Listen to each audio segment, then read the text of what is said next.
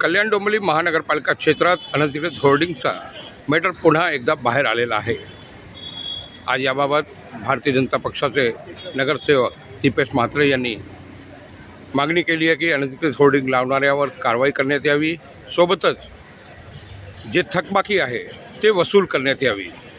होल्डिंग्सची committee बनवण्यात आली आहे आणि या कमिटीच्या अंतर्गत काही धक्कादायक खुलासे आमच्या समोर आलेले आहेत की कल्याण डोंबिवली महानगरपालिकेमध्ये जवळजवळ 300 ते 400 अनधिकृत होल्डिंग्स या शहरामध्ये उभ्या आहेत आणि टोटल 2000 होल्डिंग्स आहेत, त्याच्यामधले जवळजवळ 400 ते 450 होल्डिंग हे अनधिकृत आहेत आणि कुठलीही महापालिकेची परवानगी न घेता दर वर्षाला महापालिकेचं जवळजवळ 5 ते 10 कोटी रुपयाचा महसूल या होल्डिंग्सच्या मालकांकडून बुडवला जातो। गेल्या 5 वर्षांचा जर महसूल पकडला तर जवळजवळ 50 ते 40 कोटी रुपयाचा महसूल या होल्डिंग्स अनधिकृत होल्डिंग धारकांकडून बुडवला गेला आहे।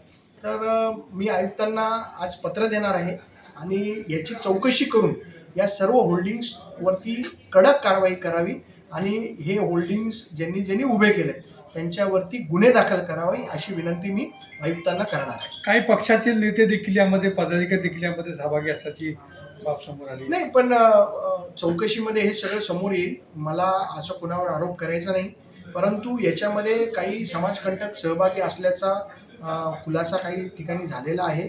याची पूर्ण माहिती मी आज आयुक्तांकडे देणार आहे आणि त्या माहितीच्या आधारे कुठल्या प्रभागात किती अनधिकृत होल्डिंग आहे याची पूर्ण सविस्तर लोकेशनसह माहिती मी आयुक्तांकडे देणार आहे।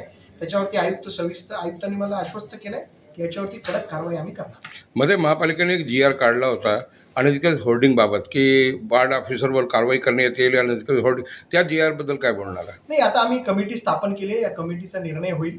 या कमिटीमध्ये जे दोषी आढळतील त्यांच्यावरती कडक कारवाई करण्याचं काम कल्याण डोंबिवली महानगरपालिकेच्या माध्यमातून होणार आहे आणि मला एवढंच म्हणायचं आहे की कल्याण डोंबिवली महानगरपालिकेचा महसूल बुडवणारे जे अनधिकृत होल्डिंग धारक आहेत त्यांना माझा इशारा आहे की त्यांनी स्वतःचे होल्डिंग काढून घ्यावे, नाहीतर लवकरात लवकर महापालिकेच्या माध्यमातून ते होल्डिंग काढण्यात येतील, याची दखल त्यांनी घ्यावी। अनधिकृत होर्डिंग्स बाबत कल्याण डोंबिवली महानगरपालिकाचे अतिरिक्त आयुक्त योगेश गोडसे यांनी सांगितलं की आम्ही कारवाई करणार आहोत। जे अनधिकृत होर्डिंग लावणारे आहेत त्यांना नोटिसं पाठवल्या जातील, पण त्यांच्यावर FIR कधी होईल याबाबतीत योगेश गोडसे काहीच बोलायला तयार नाहीत।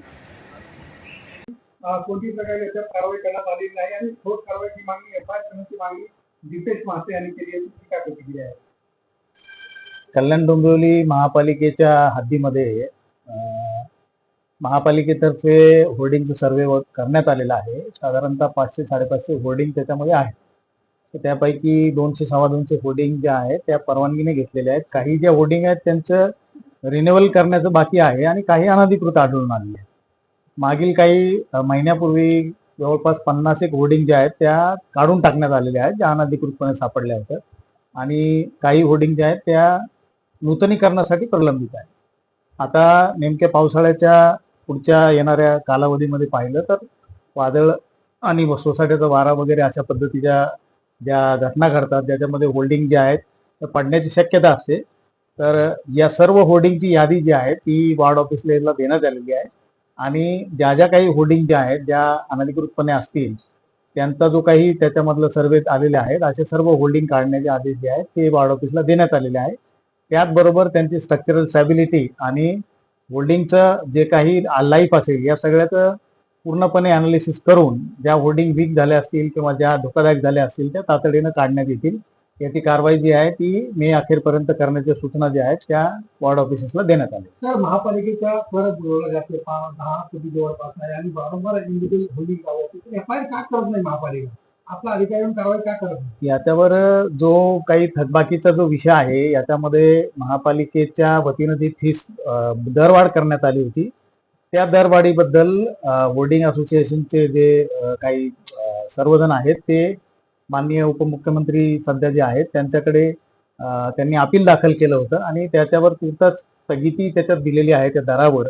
त्यामुळे तो तफावत जी आहे ती तफावत ती त्यांना थकबाकी म्हणून देण्यात आलेली आहे, परंतु त्याच्यावर एकदा निर्णय झाला तर अशा प्रकारची जी काही पैसे त्यांच्याकडे निघतील ते सक्तीने वसूल केले जातात। परंतु हा तर इलिगलच्या काय अनधिकृत जे होल्डिंग्स आहेत जे कोणत्या प्रकारचे कर भरत नाही, जी लिगलच नाही तिथं त्याचे कर कशाला भरले जाणार, परंतु त्या अनुषंगाने एफआयआर करायला काय हरकत? ज्या होर्डिंग आपल्याकडे सर्वे करून आल्या त्या होर्डिंग आपण जवळपास 45 ते 50 होर्डिंग ज्या आहेत त्या विविध वार्डामधल्या काढून टाकण्यात आलेल्या आहेत आणि काही होर्डिंग ज्या आहेत त्यांना रेग्युलरायझेशनसाठी संधी देण्यात आलेली आहे आणि ज्या होर्डिंग ज्यांच्याकडनं काही रिस्पॉन्स मिळत नाही अशा होर्डिंग काढण्याचे आदेश देण्यात आले. थँक्यू.